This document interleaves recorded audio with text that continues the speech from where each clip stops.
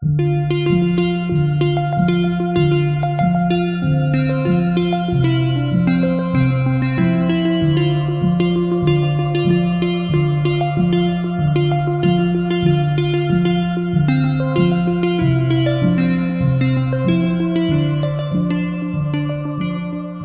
evening and welcome to our annual Fordham debate. We are so excited to have you here for what promises to be a wonderful evening conversation.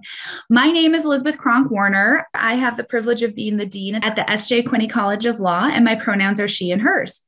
As I like to do anytime that we come together for any type of event here at the S.J. Quinney College of Law, I do want to start with acknowledging that this land that I am currently on, which is named for the Ute tribe, is the traditional and ancestral homeland of the Shoshone, Paiute, Goshu, and Ute tribes.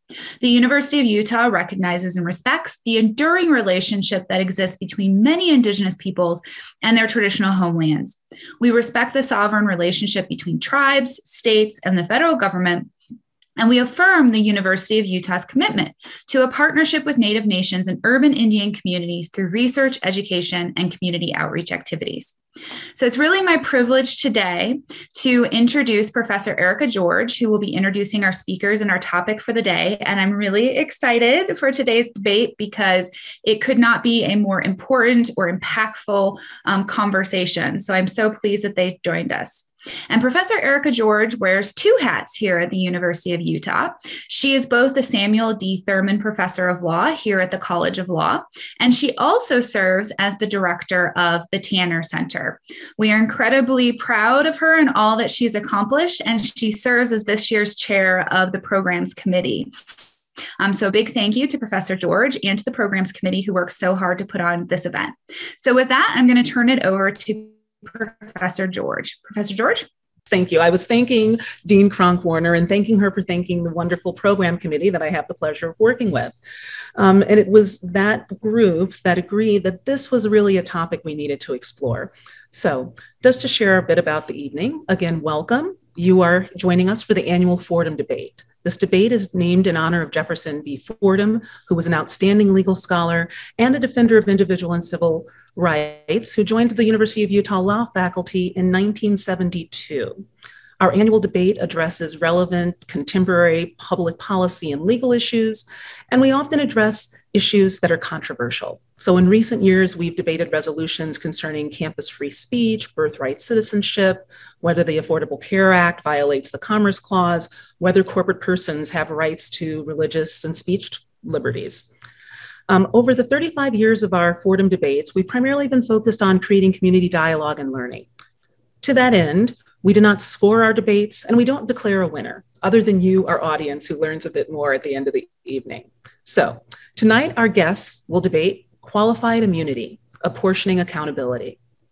In the aftermath of recent high-profile officer-involved killings, calls for police accountability have increased. Abolishing qualified immunity, a defense available to law enforcement officers sued for alleged civil rights violations, continues to be a point of contention among lawmakers debating the George Floyd Justice and Policing Act of 2021. Proponents often argue that without the shield qualified immunity provides to police, public safety would suffer because officers might hesitate when situations require haste. Police making split decisions under stressful conditions would be subjected to the risk of civil liability while discharging their duties were qualified immunity to be ended. Opponents of qualified immunity are concerned that the doctrine frees police to use excessive force with impunity. Critics maintain that these doctrines operate to deny alleged victims of police violence access to effective judicial remedy. So, our conversation this evening will consider the consequences of ending or amending the doctrine of qualified immunity. Is it possible to adjust the policy levers to reduce police misconduct while protecting public safety, civil rights, and civil liberties? By way of background, in the Enforcement Acts of 1871, also known as the Ku Klux Klan Act, Congress specifically held that groups of people and public officials included could be held liable for violating the constitutional rights of other Americans, contemplating newly freed, formerly enslaved people of African descent who were frequently targeted with violent acts of terrorism, including lynching, disappearances, property destruction. The civil rights movement in the 1960s brought new attention to the Ku Klux Klan Acts, and in particular, Section 1983. This is a statutory provision that allows victims of civil rights violations access to remedy through the courts. So in the chat, we'll be introducing some of the things that I'm talking about a bit later. But civil rights activists used Section 1983 to frame claims of excessive use of force by law enforcement officers as deprivations of constitutionally guaranteed civil rights. In 1961, in a case called Monroe versus Pape, the Supreme Court of the United States first recognized that people who were arrested or beaten in violation of the Fourth Amendment or engaged in that could be subject to liability. 6 years later, however, the Supreme Court in 1967 gave law enforcement officers qualified immunity where acts were undertaken in good faith.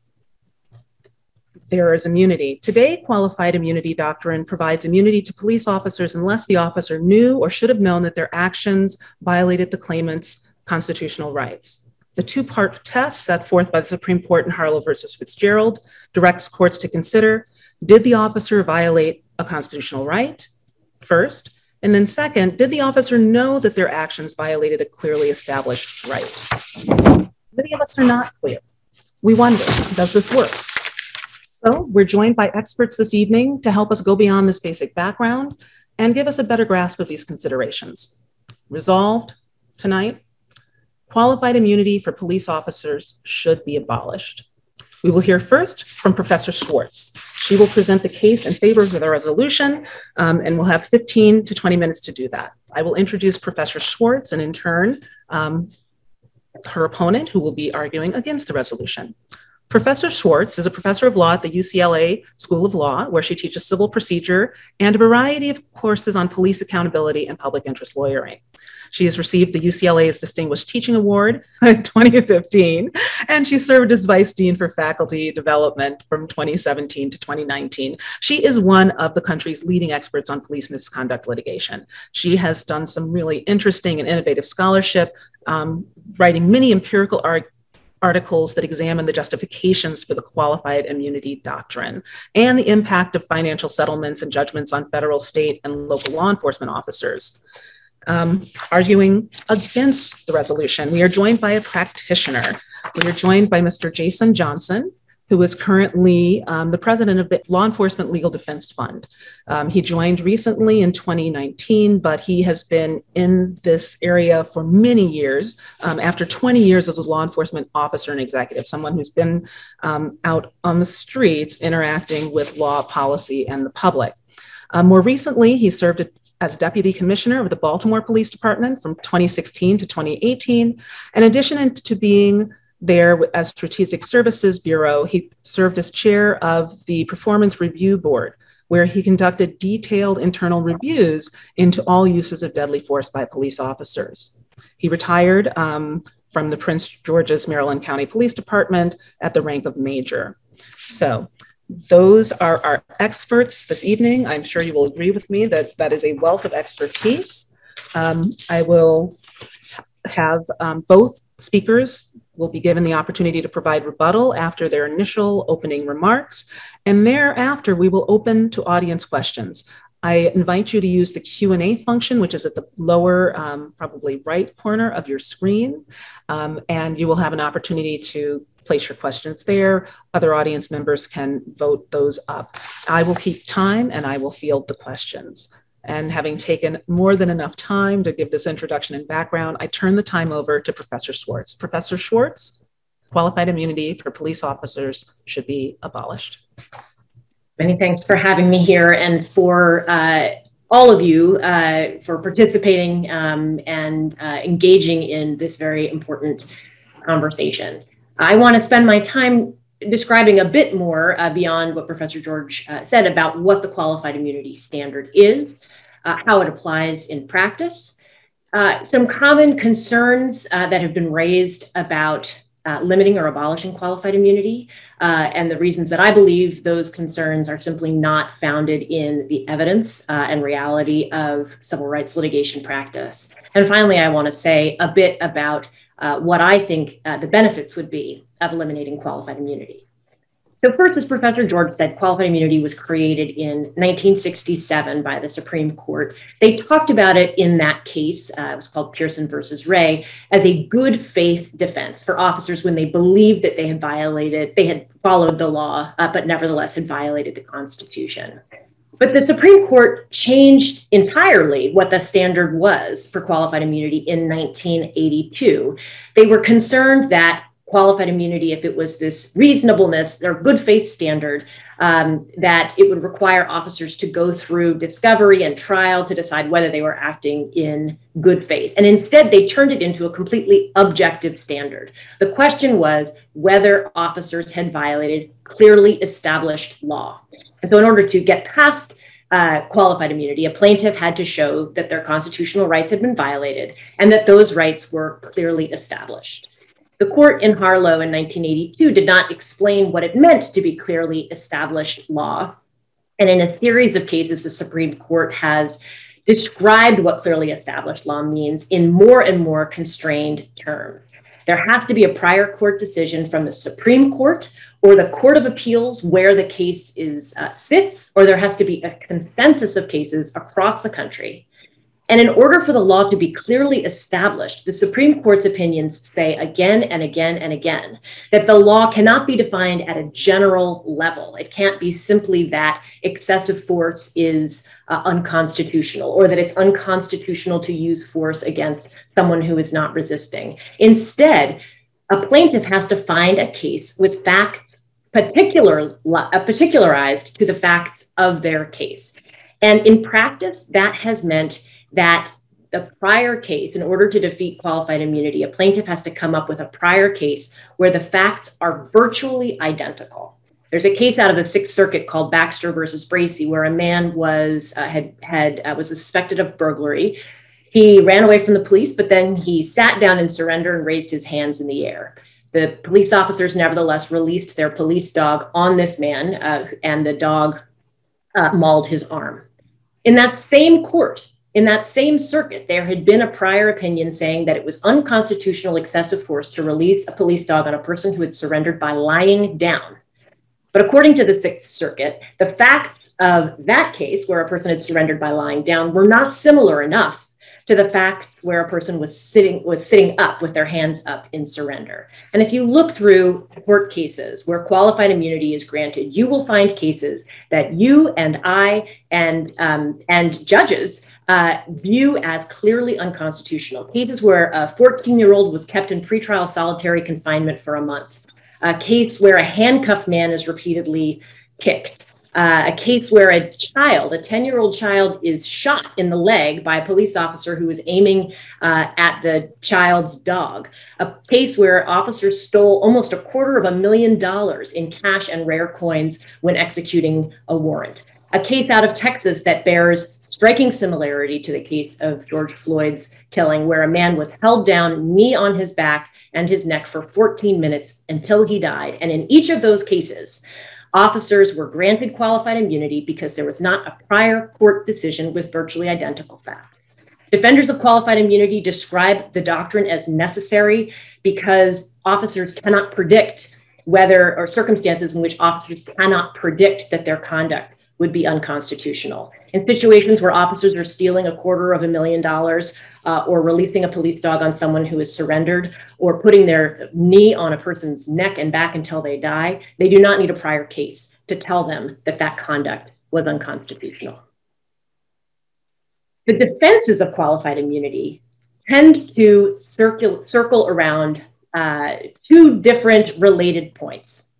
And if you listen to the International Association of the Chiefs of Police or Congressman Jim Banks, who introduced a law that was trying to strengthen qualified immunity, you will hear the typical defenses being that if qualified immunity is eliminated, police officers would be bankrupted. They would lose their homes and they would be held liable in situations when they're making split-second good faith decisions, and they shouldn't be. And that is why we need to keep qualified immunity. Those arguments rely on misunderstandings or misstatements of the facts on the ground. First of all, qualified immunity is not necessary to shield defendants and police officers from bankruptcy. I looked at 81 law enforcement agencies over a 6-year period. I found that local governments, not police officers, paid 99.98% of the dollars awarded to plaintiffs in those cases. I found 2 of the 81 jurisdictions where there was any amount that was ever contributed by an officer to a settlement or a judgment. In those 2 jurisdictions, the median contribution was $2,200, and no officer contributed more than $25,000. Qualified immunity does not protect officers from financial liability. These indemnification rules and policies do. And these policies have exceptions. And sometimes local governments enforce them and say, we're not going to indemnify this officer. They've done something beyond the pale. But there's another reason why, even in those circumstances, officers don't pay. And that's because of litigation dynamics and the financial incentives of plaintiff's attorneys in those cases. There is little incentive to go after a police officer who does not have the resources to pay a settlement or judgment in a case against him. Derek Chauvin never could have paid the $27 million that was awarded in a settlement against him. And if he was not indemnified, the plaintiff's attorney would not have tried. I submit to you. And that is part of the reason. It's a combination of indemnification rules and policies and the litigation dynamics that make it virtually never the case that individual officers pay, and certainly not that they go bankrupt. Now, the second part of those concerns about protecting officers is that officers without qualified immunity are going to be held liable for split-second decisions and good faith actions. This argument is wrong for a different reason, and it's because of the way the Supreme Court has interpreted the Fourth Amendment.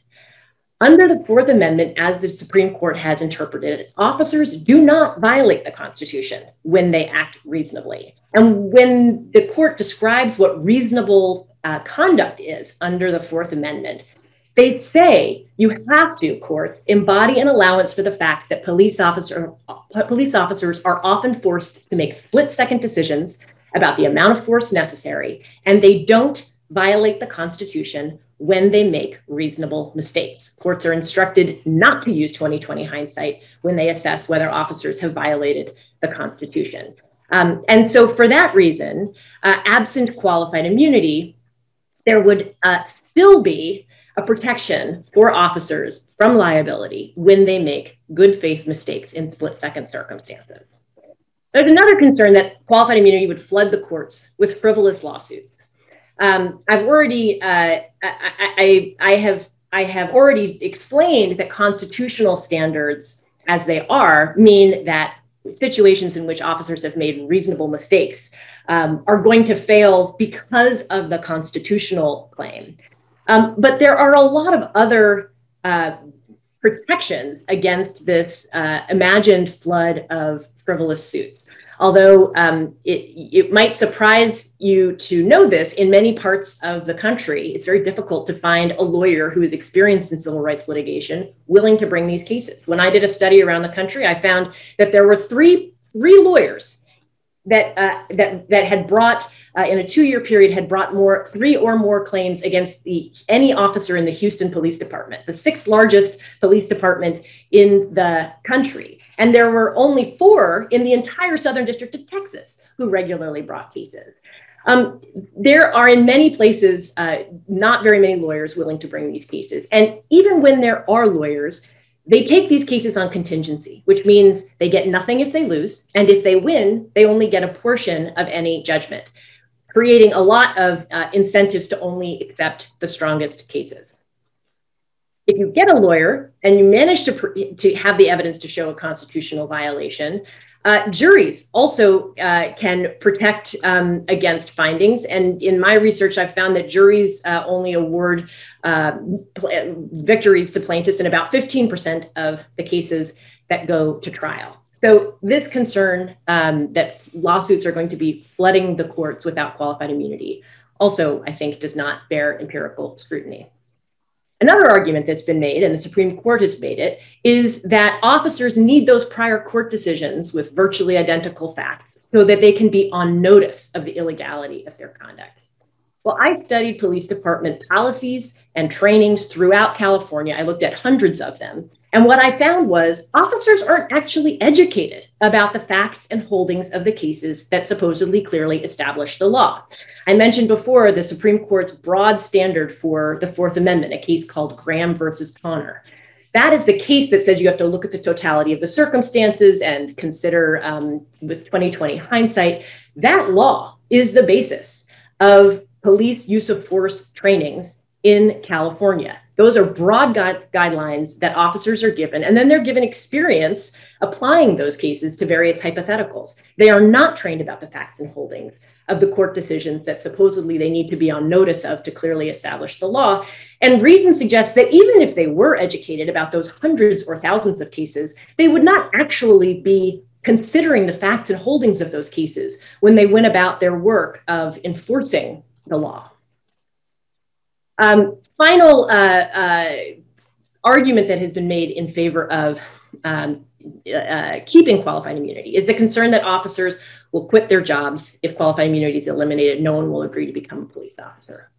We can't predict the future, but I will say, given the fact that there are no financial consequences of these suits for officers, it's hard to understand eliminating qualified immunity as the way in which qualified immunity, or the way in which the doctrine would have this intended effect.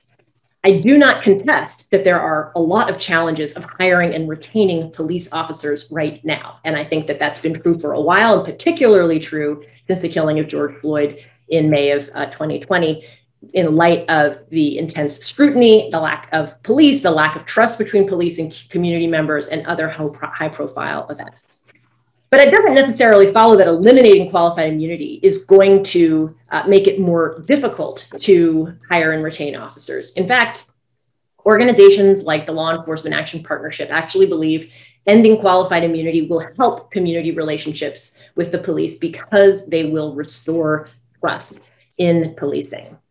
The only reason why I think that the fear that officers might quit their jobs if qualified immunity is eliminated might be true is that so much misinformation has been circulated about the doctrine that people may fear the consequences, may fear becoming bankrupted for good faith mistake.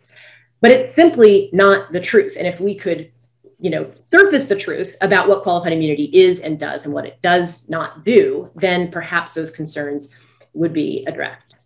Now, what would ending qualified immunity actually accomplish if there are all of these other barriers? Well, I think there's 5 benefits to ending qualified immunity. First, more justice. Courts would stop denying relief to people whose constitutional rights have been violated just because a police officer has the good luck to have violated someone's rights in a way that have not happened before. The person who had a dog released on their arm when they had surrendered would be able to pursue their claims, not necessarily win, but get to a jury who would be able to assess whether their constitutional right had been violated. Second, I think ending qualified immunity would send a message that police accountability is important. Justice Sotomayor, in a 2015 opinion, said that the Supreme Court's qualified immunity decisions send the message that police can, quote, shoot first and think later. And if qualified immunity is ended, courts will no longer be sending that message in precisely that same way. Ending qualified immunity will clarify the constitutional standards. Right now, courts can grant qualified immunity without ruling on whether the Constitution was violated, and it can lead to a lot of uncertainty about the scope of the law.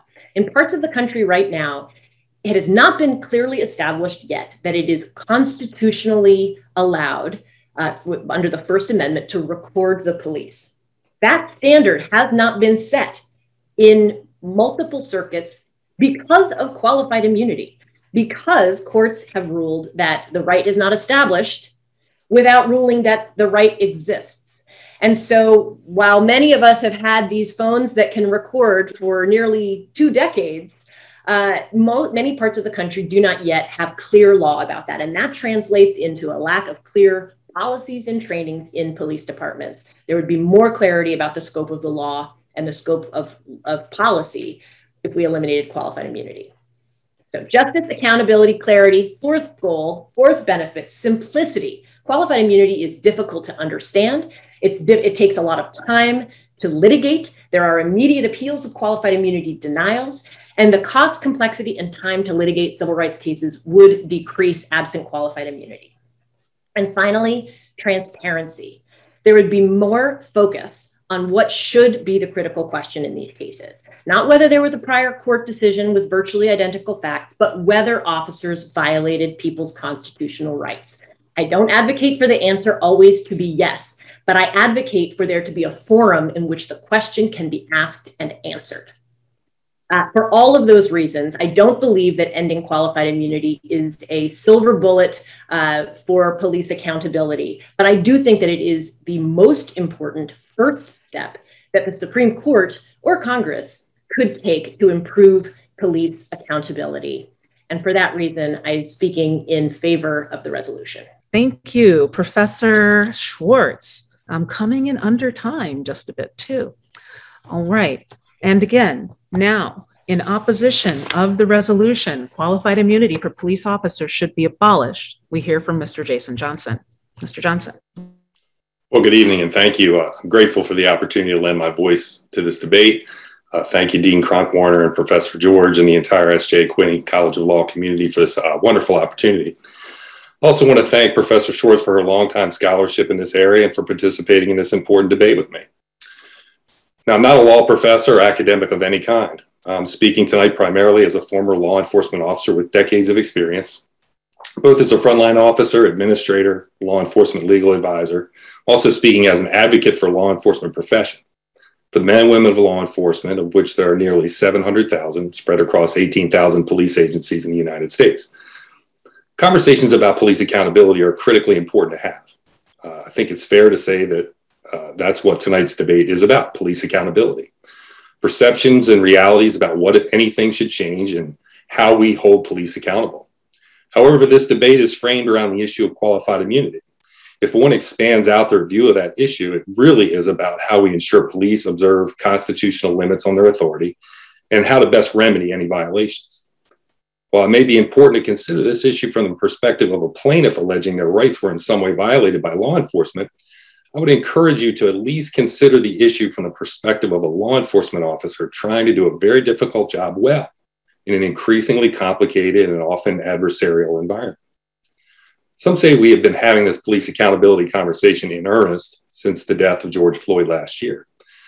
Others say the conversation started after the death of Michael Brown in Ferguson, Missouri in 2014. But the truth is, this is a conversation most in law enforcement have been having with their communities for decades. As a result, civilians' participation in law enforcement oversight has been steadily growing since the early 1970s. But let's be clear, officers' exposure to civil liability or access to qualified immunity are not where police accountability begins or ends. Civil actions are not the only way or even the primary or best way we hold police officers accountable. The notion that civil damages are an effective deterrent to constitutional violations by law enforcement and therefore that qualified immunity interferes with that deterrent misses the mark. In my experience, very few law enforcement officers are even aware of the existence of qualified immunity. I can say with confidence that law enforcement officers do not rely on qualified immunity, by and large, to shield them from accountability. The real concern, at least my concern, is that if qualified immunity were repealed, officers will become so risk averse that they would fear intervening in situations which give rise to real risk of personal liability. And most of the work performed by law enforcement carries real risk of personal liability. Imagine just a moment that you are a law enforcement officer. Let's say you're in your early 20s, which for many of you, that's probably not a stretch. If you were a law enforcement officer in your early 20s, you likely have a high school education, maybe some college, maybe even a 4-year degree, but you almost certainly did not attend law school. Your legal training consists of about 30 to 50 classroom hours, if you're lucky, of training in criminal and traffic law and some constitutional law, mostly Fourth Amendment. You've been trained in arrest procedures, how to use pepper spray, an impact weapon, a taser, and even your firearm. On a daily basis, you respond to emergency situations that sometimes require you to intervene in emergency and rapidly evolving situations, often making judgments about how to apply your legal authority, perhaps sometimes even using force to make an arrest, though you do so without the ability to consult legal counsel. In fact, rarely is there even time to consult a senior officer or supervisor. You must react based on your training and experience that you have. Now imagine being told that the risk of being personally exposed to paying damage is increasing, maybe even significantly increasing. Imagine understanding that your home, your savings, everything you and your family own could potentially be attached to satisfy a judgment against you for something that happened at work. You could be left with little or nothing. Is this a risk that you would take? This year, the qualified immunity remains intact. Law enforcement officers are voting with their feet and leaving the law enforcement profession in record numbers. Major police agencies, especially where political leaders have denigrated, defunded, and debilitated law enforcement, saw a dramatic rise in sworn officer resignations and retirements since last summer's unrest. Many agencies now suffer a severe staffing shortage as police recruitment and morale have fallen dramatically. Current public attitudes about law enforcement are to a significant degree shaped by the visceral reaction people have upon viewing the videotaped police-involved death of George Floyd in Minneapolis, Minnesota. The officer involved, Derek Chauvin, has been prosecuted and convicted. The city settled with Mr. Floyd's family for $27 million. This is not a situation in which qualified immunity applies, yet many would have you believe qualified immunity, is what killed George Floyd and it should be abolished. There remains a surprising lack of reliable government data on police use of force generally. But the data we do have tell us that police use of deadly force has been in steep decline since the early 1970s, and police use of force generally is rare. For example, according to NYPD data, NYPD, the largest police department in our country, officers discharged their firearms 994 times in 1972. In 2018, there were 35 firearm discharges. In Los Angeles, police shootings have declined 42% since the year 2000. Over the course of their careers, 95% of officers will never fire their weapon at a person. According to a study by Wake Forest University, 99.9% of police calls are resolved without any use of force at all. And even those rare instances where force is used, 98% of the people that were upon whom force was used were uninjured or mildly injured by police. Other agencies that have tracked this data over the same period of time report significant declines as well. The main driver of these decreases are improvements to police training and police policy. Officers also have additional tools to help them deal with confrontations and resistance without using deadly force.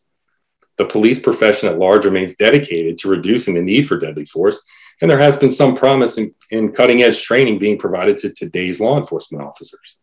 While de-escalation is not always appropriate or effective, early evidence suggests that it can further reduce the use of deadly force, particularly in the setting of mental health crisis. Notwithstanding these improvements, we must acknowledge that, like every other profession, the law enforcement profession does have some among its ranks that do not deserve to wear the badge.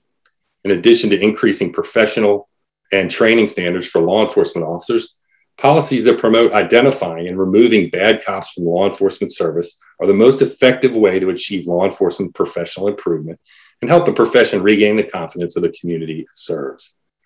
I turn now to the motion for tonight's debate. No, qualified immunity should not be repealed for law enforcement officers. First, apart from the technical legal arguments, many of the arguments in favor, or many of the policy arguments in favor of repealing qualified immunity are based on misconceptions and even falsehoods. Police officers are subject to the law. As professionals and employees of state and local law enforcement organizations, they must comport with federal, state, and local law, as well as their agency's rules. Failure to do so normally triggers internal investigation and discipline, which may include removal by the department. Law enforcement policies are promulgated by an appointed department head, a chief of police, who's directly accountable to an elected official. Most agencies also have transparent complaint systems, often including external oversight. Additionally, and importantly, all law enforcement officers are subject to prosecution for criminal violations.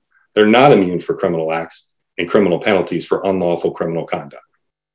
Police accountability measures have significantly improved over the past several decades, but the most effective solution to police misconduct involves investing in better leadership, training, and accountability systems.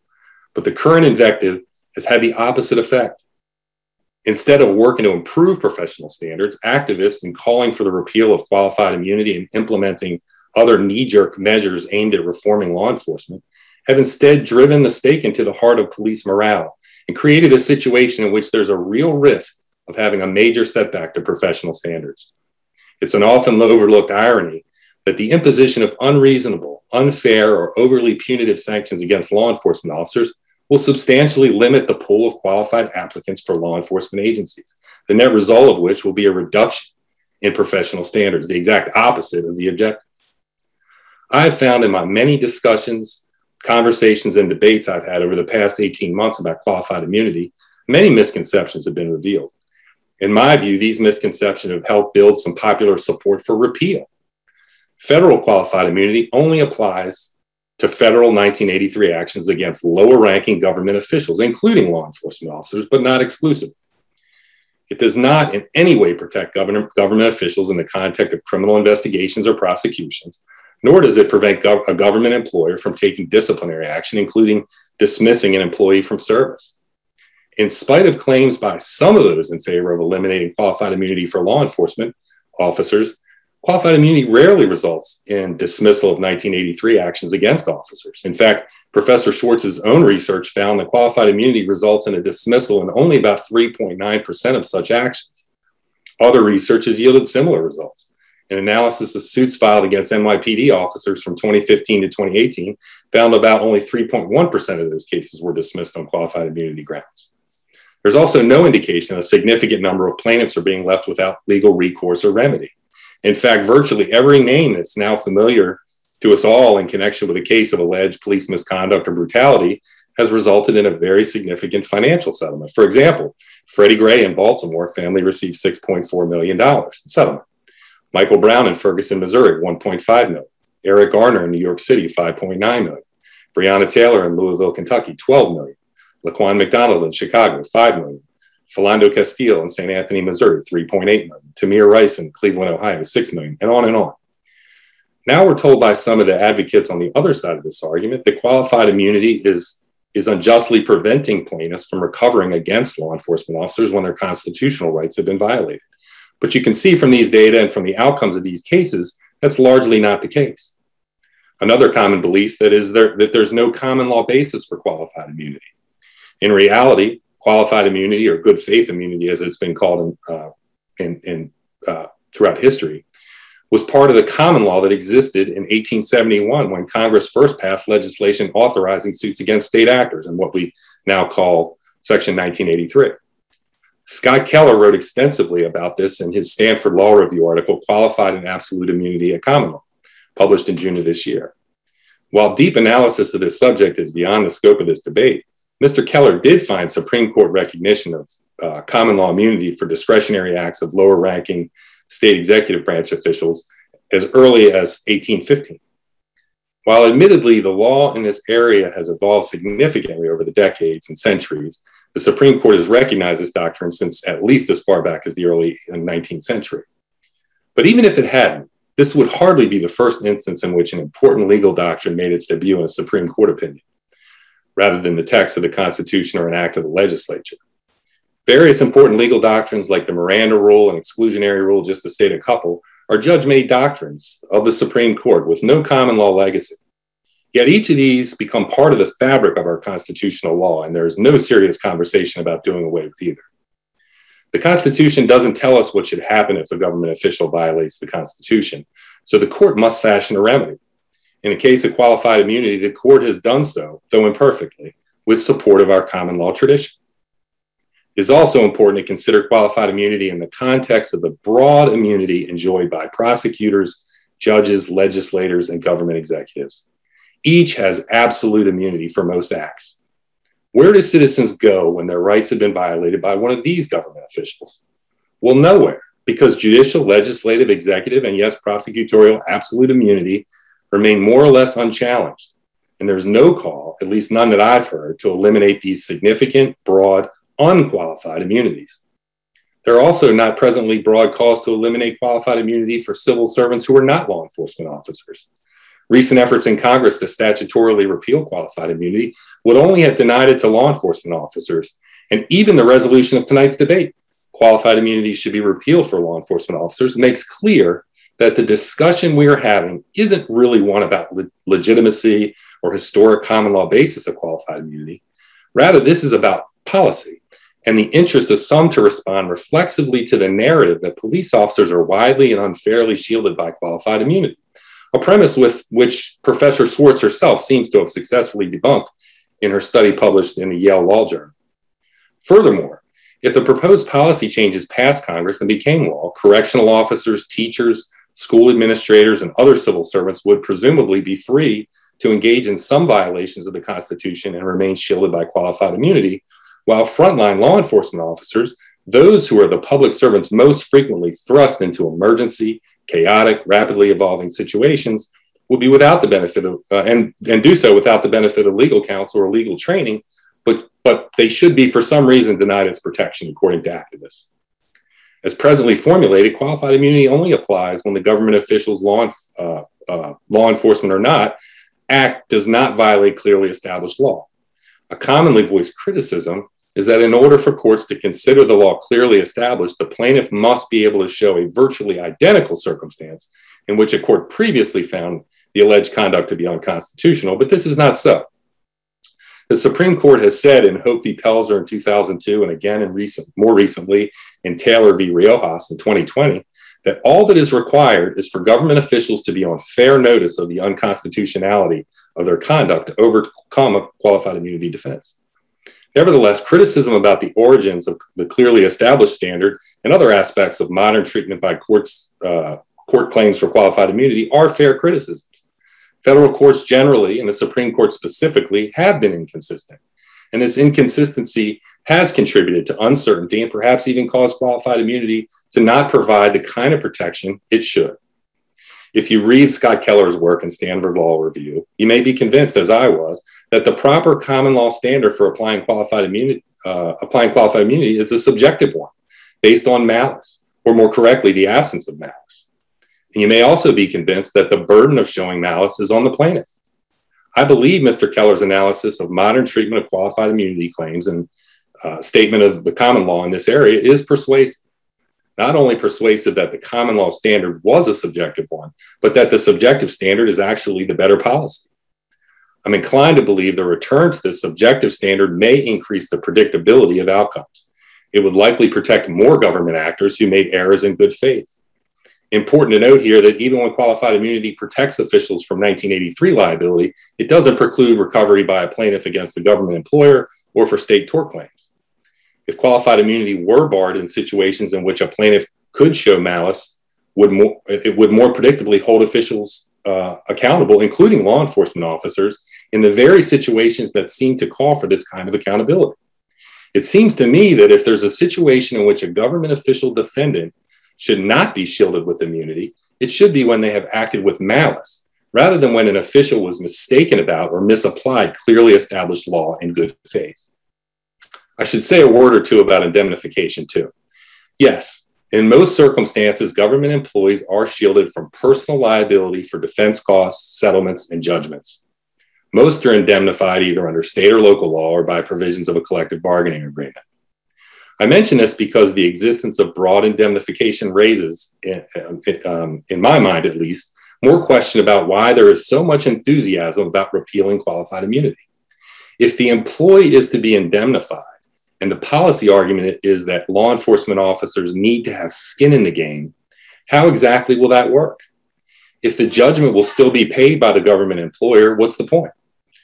Or is the hope to have more successful plaintiffs regardless of the effect on the government actor?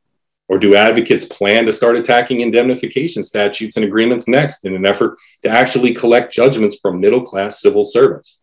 I can't answer these questions, but I think they're fair to ask. In conclusion, I recognize that modern application of qualified immunity defense is imperfect and inconsistent.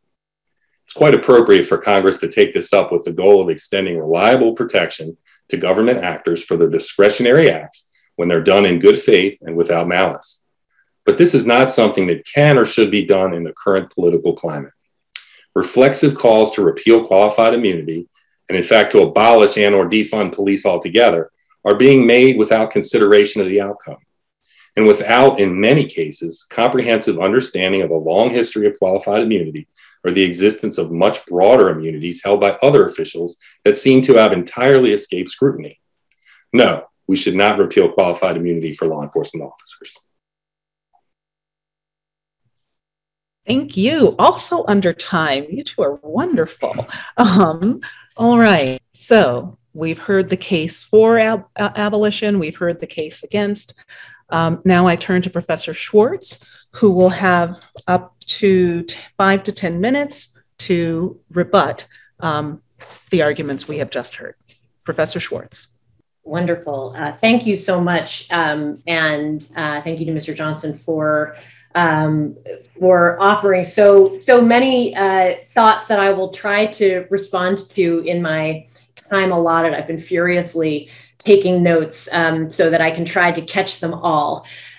So one point that Mr. Johnson made in a couple of different ways was that qualified immunity and accountability through civil rights claims really shouldn't be the key that we are focused on, or it's really not as important an issue as it's being made out to be, because there are other means, better means of having officers be accountable. And he described criminal prosecutions and internal investigations.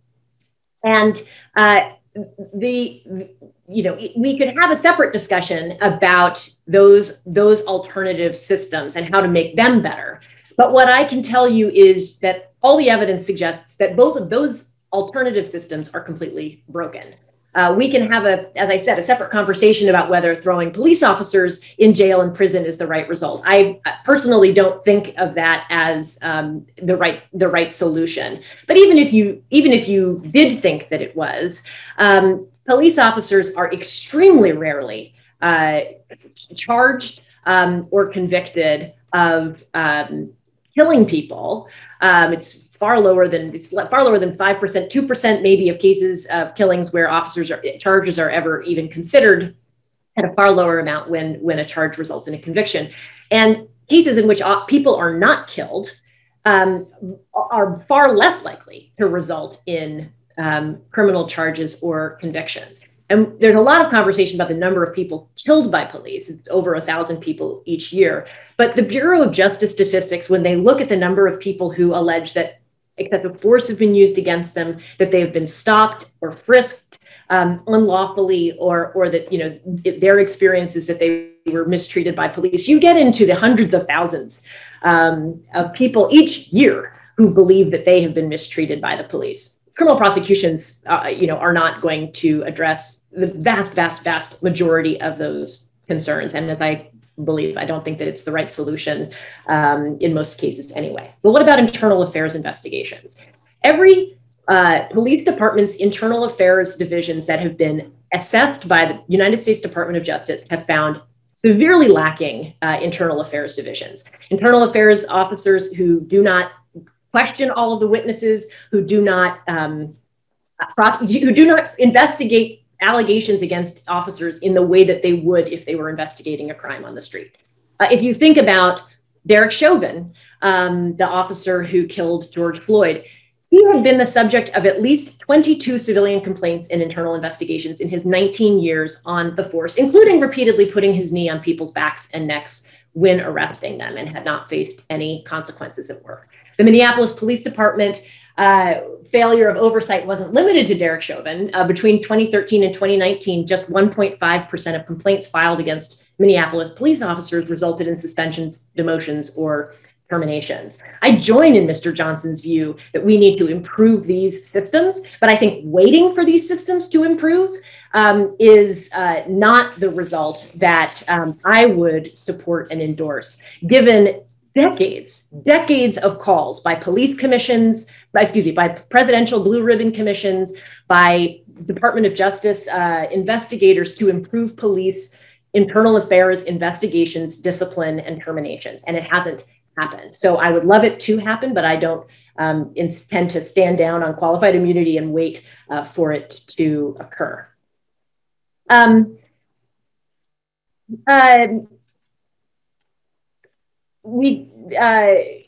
Mr. Johnson talked a bit about indemnification. At the beginning of his discussions, he sort of said, imagine being told that your home and your savings could potentially be attached if you were sued. But then in the end, he acknowledged that officers are usually indemnified, and so that their homes and their savings are not potentially at risk. But then asked a separate question. Well, then why, if there is indemnification, why do we care about getting rid of qualified immunity. And I think that there's a couple of really important reasons that we do.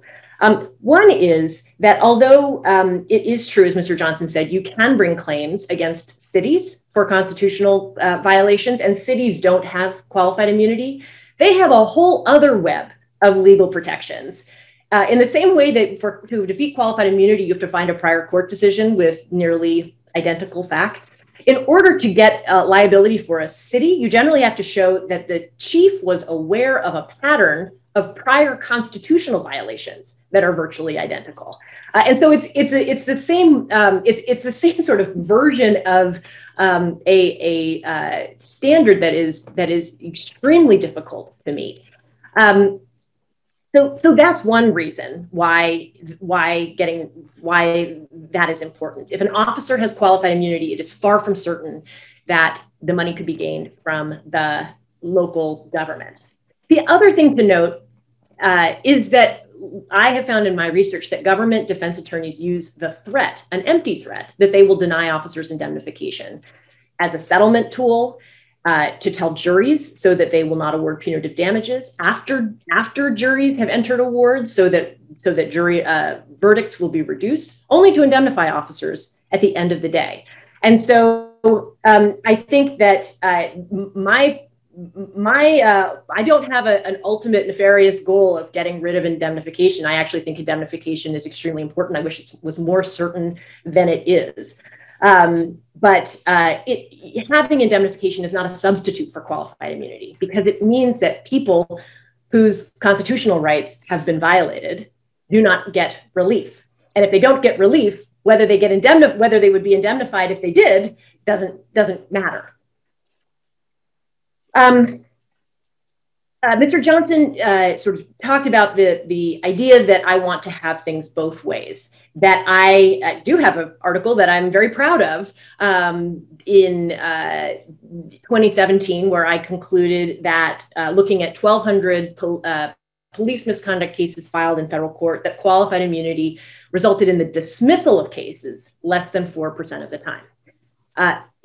Qualified immunity was raised in those cases 37% of the time, and sometimes raised multiple times at a motion to dismiss, at summary judgment, again on appeal. Each time, and I've talked before about how ending qualified immunity would reduce the complexity of these cases. Each time qualified immunity is raised, the plaintiff's attorney has to go try to find a prior court case, brief the case, argue the case before the judge, and when the case goes on appeal, sometimes wait for a year or more for the appeal to be resolved, so that they can get to what I think should be the ultimate issue in the case, which is whether someone's constitutional rights have been violated. So even though it doesn't actually result in the dismissal that often, it adds to the complexity and burden of cost much more often, in more than 1/3 of the cases.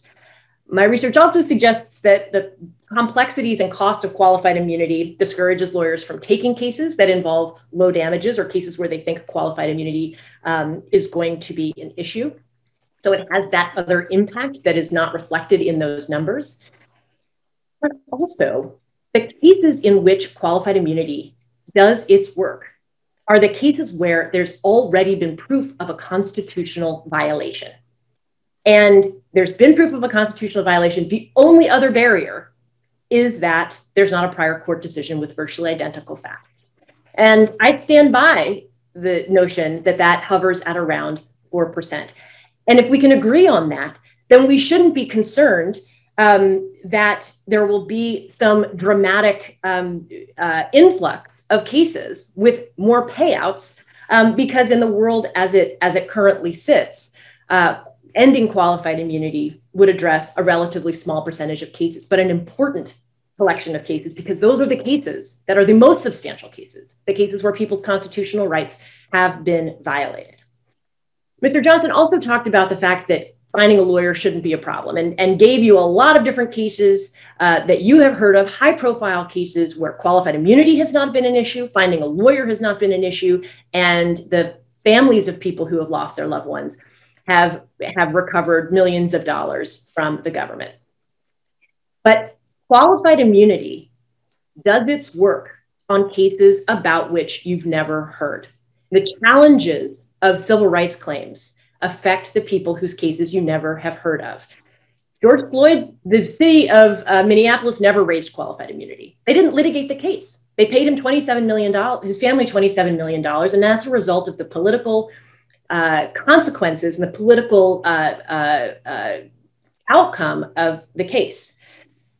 But it doesn't work that way for people who you haven't heard of. As I mentioned before, Tony Timpa, who was in Dallas, was killed on the knee of, behind the knee of a police officer. He's a white man who was an executive, a 32-year-old executive. He called the police because he was having a mental health crisis. He needed help. They put his knee on his neck for 14 minutes until he died. He got qualified immunity. Have I run out of time? Is that what you're looking at me for? Oh, no. I was on mute saying that you've just run out of time. There may be time to take up a final point in our Q&A, but in the interest of time, fairness, and equity, I must now turn to Mr. Johnson for his rebuttal. All right. Mr. Johnson. All right. Well, this is quite a task to piece together this conversation into some succinct rebuttal. But I'll say this: I think the fact that qualified immunity applies in 3 to 4% of cases, and the fact that you've argued that Professor Schwartz has argued that so many the plaintiffs are dissuaded or their attorneys are dissuaded from filing complaints against police officers because of the probability or the likelihood or the strong possibility that their case will be dismissed on qualified immunity grounds. It doesn't, I have, as a person who has worked in law enforcement for an entire career, I have never seen a shortage of plaintiffs' attorneys in the jurisdictions in which I've worked willing to take up even marginal complaints of constitutional violations. I think they're out there, and in the original argument it was presented that there are few attorneys, and in Houston there maybe are only 3 attorneys. Well, that's because there are attorneys that's their entire practice, and they become known for litigating these police misconduct cases. In almost any city in America, you can find them. They earn their reputation at being successful at extracting settlements in many cases, and successfully trying still other cases and achieving favorable outcomes for their clients. So it's not at all rare for these plaintiffs to recover. In fact, just to kind of restate it one more time, currently only around 3 or 4% of civil rights cases in 1983 cases against law enforcement officers are dismissed based on qualified immunity. So it is still somewhat rare.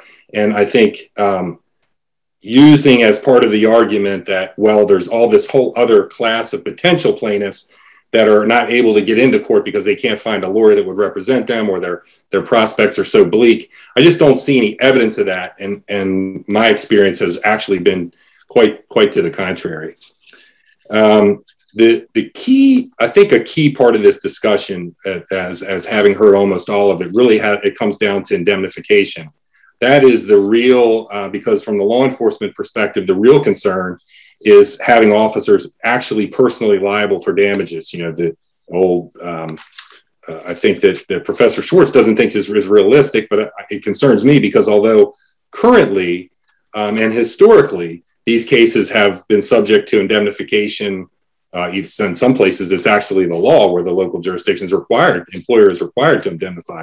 Sometimes it's in a collective bargaining agreement. Sometimes it's completely voluntary on the part of the employer. But I'm concerned, and I think I'm reasonably concerned, and I think the law enforcement community is concerned that there really is nothing underpinning that. In most cases, at the most, it's supported by a state law that could easily be repealed by state legislatures. We're in an environment where police departments are being defunded. People are considered credible when they propose the idea of eliminating law enforcement agencies in some of our largest cities. So I think the idea that there's some credibility behind the possibility down the road of indemnification being completely repealed, and the next step, if qualified immunity were to be repealed, or even if it weren't, for indemnification be the next one to fall. So I don't think it provides law enforcement officers a lot of comfort to think, well, historically we've largely been indemnified. I don't think it provides any comfort at all. And I think that's the real root of the concern, that I think law enforcement officers see that although qualified immunity is rarely a successful defense, as has been, I think we agree on that, it is at least partially effective. And I argued in my initial argument that really perhaps qualified immunity should just be reshaped, revisited, reimagined. That's a very common term these days about what it could be. That could be done legislatively. It takes an act of Congress. It's not going to happen in the courts. It's a legislative process that would have to be undertaken. I don't think anyone really believes that the Supreme Court is going to repeal qualified immunity, or that it even has the ability to reshape it in the ways that we're talking about. I argue for at least considering a return to the subjective standard. There are other opportunities to reimagine qualified immunity in a way that perhaps provides the kind of protection it was originally intended to provide, but does so in a way that provides, consistency, some predictability. In terms of internal affairs investigations being ineffective in some places, that's quite right. That is true. Some police departments do a very poor job at policing themselves, and that needs to be improved. My argument is that's where the priority should be. That is really, in the real world in law enforcement, from the law enforcement perspective, the primary, beyond just adherence to one's oath and following the law, the primary motivating factor to follow the police department's policies, which include only using, reasonable amounts of force, only, carefully observing your constitutional limits on your authority, et cetera, are within the department's policy. The most immediate negative consequence would come as a result of administrative discipline. And so most law enforcement officers are responsive to that primarily, not so much to the prospect of potentially being sued, the idea of qualified immunity being, a protecting factor or providing insulation. Again, most law enforcement officers are not, they're not tuned into that. They're not even aware of it in many cases, in my experience. I think I'm gonna end there, and then anything else I'll hit in a question as we go through the Q&A. Sounds wonderful. You're leaving some time on the table, so maybe we'll be able to get that back. Wow. Thank you both. This was tremendous. I've learned a tremendous amount, and clearly from the Q&A that is active and hopping, I see our audience has as well. And there's some questions. I'm going to make an effort to combine some of the ones that have received audience thumbs up. More people have that question than just one person. And I'd also wanted to invite you both to maybe find a space where you either have some consensus or can tease out to us the contrasts.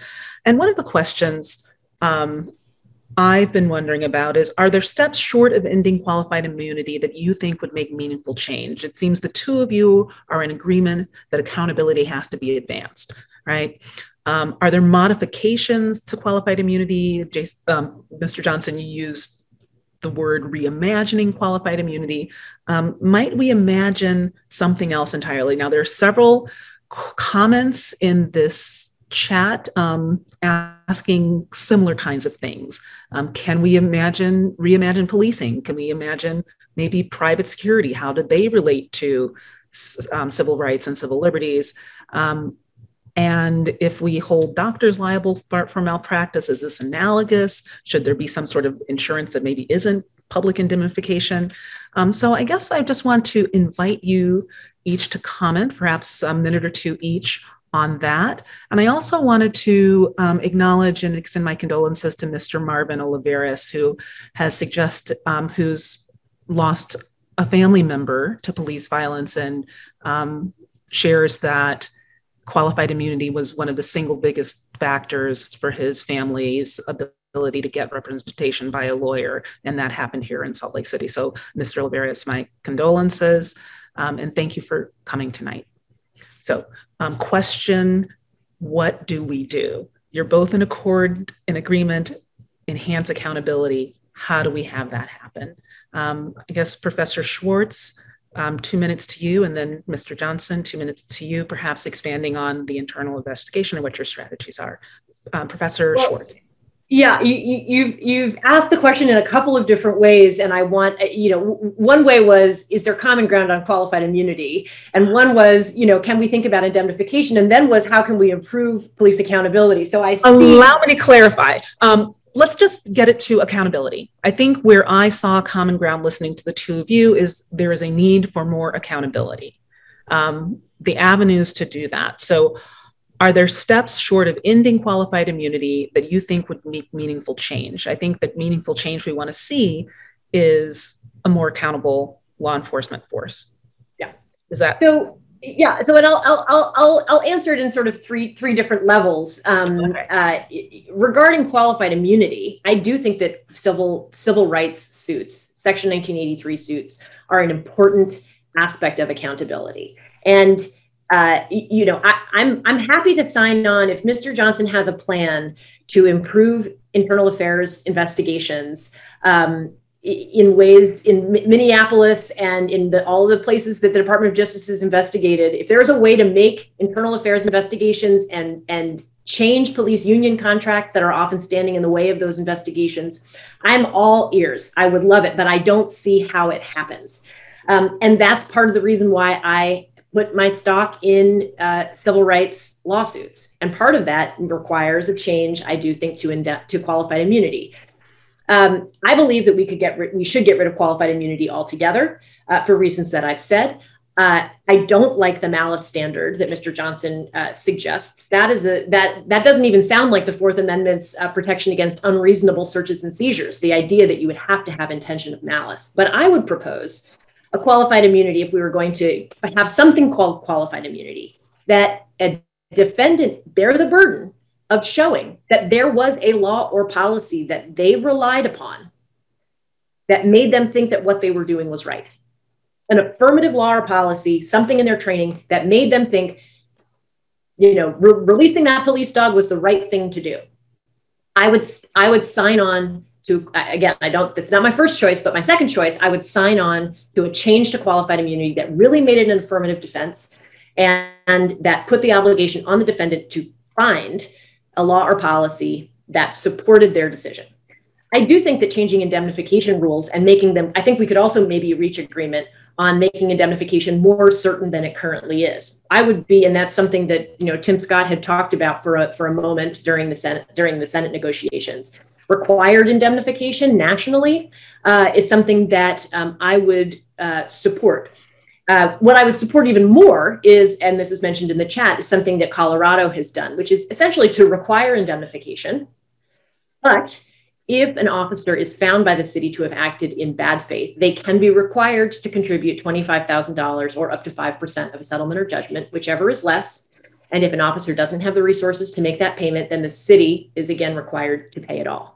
That statute has been in effect for a year. My understanding is that it has never been invoked in the course of that year to require an officer to pay. But I do think that would be my first choice alternative, a requirement that all cities indemnify their officers, but that there can be this carve out, a limited carve out for a financial sanction. My second choice would be mandated indemnification across the board. Okay, that was your 2 minutes, maybe plus 10 seconds. So to Mr. Johnson, I turn to you for 2 minutes. Are there ways other than personal financial liability to hold officers accountable? Responsive to what you've just heard, we are both, I think all parties interested in accountability. Could you share? Yes, and again, I believe that the best way to hold officers accountable is with the internal accountability mechanisms within each law enforcement organization. And yes, in some organizations, they need help. They're not effective. They don't function well, and therefore they don't work. And there are ways to fix that. But the problem is we're moving away from that. Here's what I mean by that. Most of our cities are experiencing sharp increases in crime. Violent crime, murders, and non-fatal shootings in particular. At the same time, the same cities in many cases are experiencing personnel shortages. Officers are resigning and retiring, leaving the law enforcement profession, which for whatever reason, it doesn't matter why they've left. The fact is that staffing is an issue. This is a reality on the ground. And the staffing it's important to be able to staff your internal affairs department. But if you can't, if you're in an environment where homicides have gone up, as they have in some cities, 30, 40%, police executives don't beef up the staffing with limited resources in their internal affairs department. So we're heading in the wrong direction. It takes funding, it takes training, it takes technology, it takes a really a commitment to improving. There are some ways, and I'm going to offer one way that we could assist local law enforcement agencies in developing a commitment to improve in that regard. There is a completely unrelated to qualified immunities. There are some federal statutes that allow the federal government, the Department of Justice, Civil Rights Division, to conduct pattern or practice investigations of local law enforcement agencies. They have done this through history. Some in more frequently in some administrations than in others. Typically in Democrat administration, there's more civil rights investigations. Republican administration, there are fewer. There were no investigations initiated during the Trump administration. The Trump administration just didn't invest in it, didn't believe in it. The Obama administration, there were a lot. And the consent decrees, which are typically the product of these pattern or practice investigations, they typically result in a consent decree that binds the local government and the law enforcement agency to enact certain improvements. My feeling on those, on pattern or practice investigations and on consent decrees is kind of a mixed bag. I do think there are some jurisdictions sometimes that is the only way they can be fixed, and it is the appropriate remedy. I think, however, they've been overused, and when they are used, the breadth and scope and intensity of these consent decrees almost make them not achievable. And for that reason, what I would offer as a partial suggestion is that because we agree that this is a real issue, that we commit to using consent decrees when they are absolutely necessary in a way that is achievable, that brings additional funding to local jurisdictions, that brings technical assistance and support, and are not punitive, but rather are remedial, which is really what they are supposed to be. So that was about your 2 minutes and maybe 20 seconds. Sorry. Professor Schwartz, do you care to respond to consent decrees, or there are some questions in the chat that I would like to review, but I'm very curious about your thoughts on the consent decree issue. I think that the consent decrees are an important way, particularly given the challenges that the Supreme Court has. The Supreme Court has created other barriers, and there was a Supreme Court case called City of Los Angeles versus Lyons, which made it impossible for plaintiffs to bring cases seeking injunctive relief, virtually impossible, against police departments. And that was what inspired, and one of many things that inspired Congress, that was one of several things that inspired Congress to create that right to investigate. It is a powerful tool. Mr. Johnson's absolutely true. These investigations are huge, and the reports of Ferguson and Chicago and Baltimore and New Orleans are hundreds and hundreds of pages. On the other hand, even in their most vigorous, under the most vigorous administrations, like the Obama administration, there's only about 20 lawyers for the whole agency. So I don't think that we can rely on the Department of Justice to do this work, although it's important. There's been a lot of conversation about deputizing the private attorney general to bring similar investigations. And who is the private attorney general? Plaintiffs' attorneys, the whole idea of giving plaintiffs' attorneys fees for bringing these cases when they're successful was to encourage lawyers to take these cases that were sometimes difficult in order to unearth constitutional violations. And that is my perhaps inelegant way of getting to one final point that I wanted to get to in my remarks, but was cut off from time, which is, there's an underlying debate here about whether there's way too many plaintiffs' attorneys or not enough plaintiffs' attorneys. I mentioned in my discussion about the burglary suspect who surrendered by putting his hands in the air, and the officer released his police dog on the man, mauling his arm. That case made all the way up to the Supreme Court, and actually Justice Thomas dissented from their decision not to hear it. But Alexander Baxter, the plaintiff in that case, could not find a lawyer to represent him. He wrote dozens of lawyers from jail. Why couldn't he get someone to arrest him? Probably because he was arrested for burglary, and people didn't want to take his case because they didn't think that a jury was going to award much to him. But that case, which has become a symbol of the problems with qualified immunity, was litigated up through the Sixth Circuit very impressively by a man who was unable to find a lawyer. And so I do think that there is an underpinning, very important issue about having lawyers to litigate these cases. And I don't think that the Department of Justice has the manpower or person power to do the work that that should be done by the private attorney general. Well, that's extraordinary. Sorry if I'm interrupting. I hadn't realized that he was pro se. Extraordinary. Okay. I am going to turn to questions from our audience now. Our first question from Hannah Pickett, who is currently a student here at the S.J. Quinney College of Law and one of our Quinney fellows, research fellows. Her question is for Mr. Johnson and can also be entertained by Professor Schwartz. Mr. Johnson, you began by asking us to put ourselves in the shoes of police officers, and in doing so, you described the very limited training most officers receive. Rather than continuing to fight for immunity for fatal mistakes, do you think it more worthwhile to work on developing a more comprehensive police training set for officers on subjects of law, use of force, implicit bias, and mental health? And I don't think that we've talked about issues of bias, explicit or implicit, or mental health for officers. So would you care to comment or respond to Hannah's question? I do think training is key. I think, and I said that, I think training is the most important area. But I don't promote training to the exclusion of training police officers to the extent they can be trained. I mean, let's be realistic. It takes about a year to provide, in many jurisdictions, the basic training to a police officer, an entry-level police officer.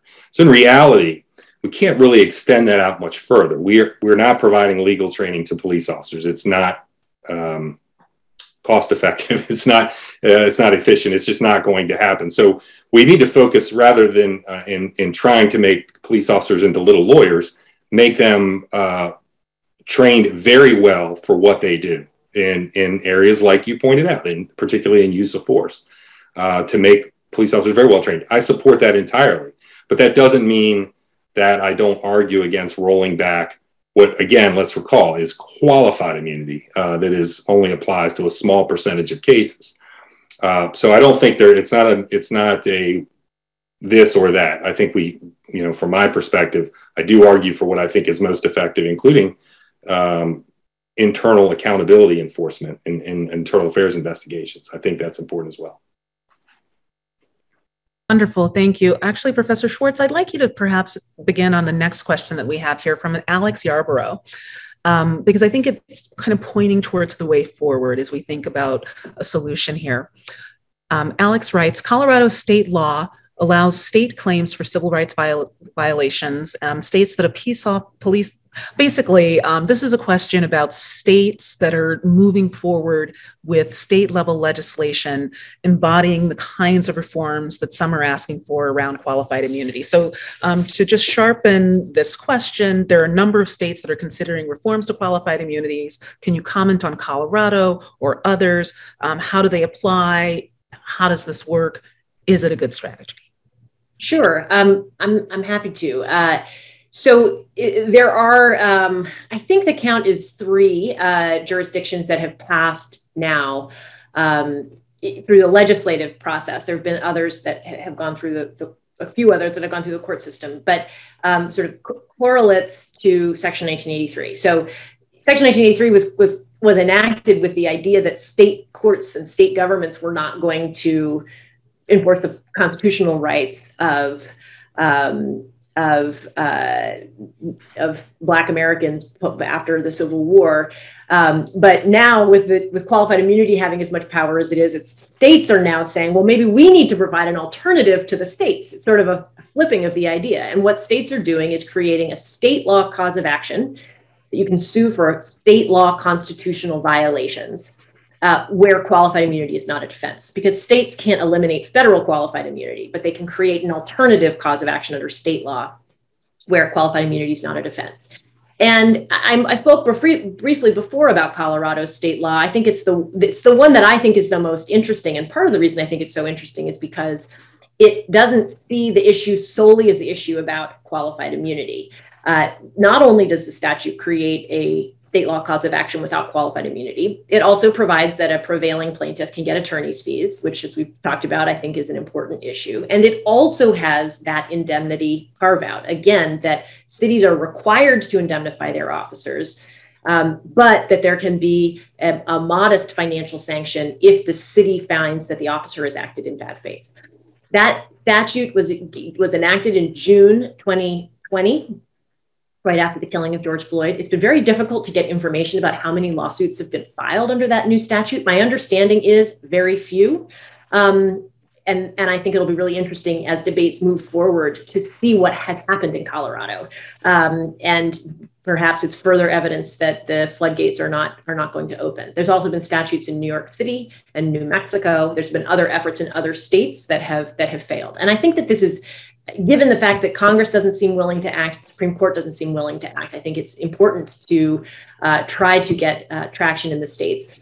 But one concern is that we will end up having even more variation across the country than we already do in how constitutional rights are being protected. So my strong preference would be to have a national solution to this problem. But my second best solution is to go state by state with the hopes that experiences in some of the first acting states will pave the way and assuage some of the fears about what would happen in a world without qualified immunity for states that are more reticent. Thank you very much. There are a few questions that were asked and answered in the Q&A chat, which I would encourage the audience to look to. But I did want perhaps both of you to answer the question about the extension of qualified immunity. So if qualified immunity were abolished, would you support its overall abolishment or just for law enforcement officers? Professor Schwartz, you've articulated your view. Mr. Johnson, you actually raised this question in your remarks, like why are advocates asking only for police officers to be removed from having this defense? So I guess I'd like to start with you. Mm-hmm. Qualified as immune, well, you don't support its abolition, but if it's gone for police officers, do we take it for everyone? The reason I raised it is, if it wasn't clear, is that I think it's evidence that that police officers are essentially being are the focus of this qualified immunity conversation.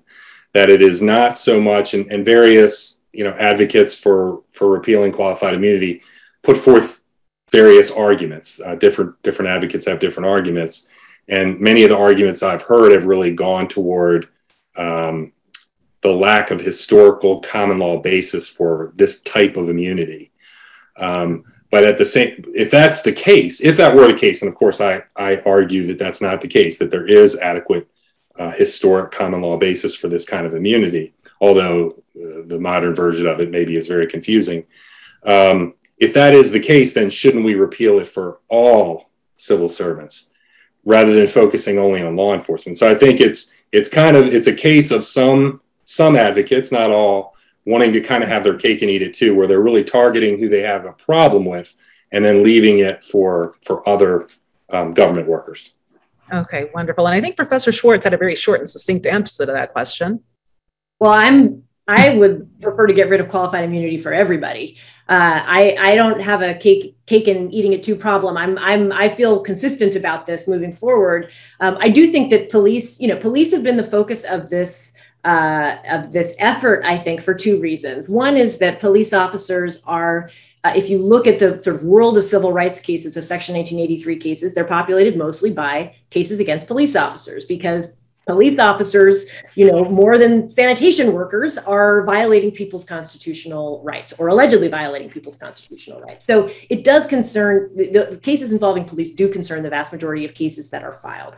But I think that the answer for why there's been a focus on police officers is political, but political in a different way. It's because there's been a view that there is potentially enough political momentum to get some sort of action on police in the wake of the killing of George Floyd and so many other deaths. And when I've spoken to legislators in Colorado, and their bill only concerns police officers, that was the product of a negotiation about getting the bill through. And their every intent is to expand, if they can, the elimination of qualified immunity to other government officials. So I think that the advocates who have been pushing forward efforts to eliminate or restrict qualified immunity, many are of the view that it should be restricted and eliminated for everyone. And I would do away with absolute immunity too. I've written about that for prosecutors. But I think that the reason that there's been traction about police officers right now is political, but political because there's been a view that there might actually be something that can get done because there is enough political momentum around the issue of police accountability. Okay. Well, our time is coming to a close. This is a big risk because we have only 4 minutes. But in one of the questions asked and answered, Professor Schwartz referenced Justice Sotomayor's language about this issue. And then she's also introduced that it might not be beyond the pale to imagine some kind of consensus. It's been politically polarized in Congress, this issue, and in state houses, but on the court, the Supreme Court, apparently there's cross-ideological consensus with Justice Sotomayor and Justice Thomas. That is something one does not see often. Do you agree? They don't agree on too much. So I guess closing comment for you both, what do you agree on with one another? Well, I certainly agree that improving police training, discipline, supervision would make the world a much better place. And as I said before, I would welcome that. I think we also agree that that more certain indemnification of officers, so that officers don't believe that their house or their savings account could be on the line, would be an improvement. I think that both of those things are things that we can agree on. I did not hear Mr. Johnson's view of my proposed alteration to the qualified immunity standard, but I would love to agree with him on that as well. And I think we also agree on the notion, I think I heard Mr. Johnson say, that the idea that you have to find a prior court decision with virtually identical facts, which we agreed was at least part of the message, I would say the controlling message that the Supreme Court had sent, perhaps goes too far, and that a standard more like a case that the court issued once in 2002 and then sort of ignored until issued a tiny little decision related to it in winter of 2020, that a clear constitutional violation should be enough without finding a prior case on point. I've heard sort of a hint, but perhaps that we might have some narrow agreement on that point as well. Okay, yeah, I think so. I think you're right. Oh, is it my turn? Yeah. Anything you could agree on or with? Yes, I think Professor Schwartz stated it better than I can in the areas that we agree, and I would say I tend to agree that I guess Hope v. Pelzer is the 2002 case that she just referenced, that basically holds that if officers have fair notice that their conduct is unconstitutional, then qualified immunity doesn't apply, and I don't have a problem with that, and I think it just goes to the point that I think we both have made. Maybe something else we agree on is that, Supreme Court jurisprudence in this area has just been so inconsistent and unpredictable. It makes it very difficult for whichever side of this you fall on. It's very difficult to follow. Okay. Wonderful. Well, on that note, very difficult. We'll continue to work on the difficult issues. I want to thank, once again, Dean Cronk-Warner. I want to thank our guests, Mr. Johnson, Professor Schwartz, and mostly I want to thank those of you who participated in our conversation tonight.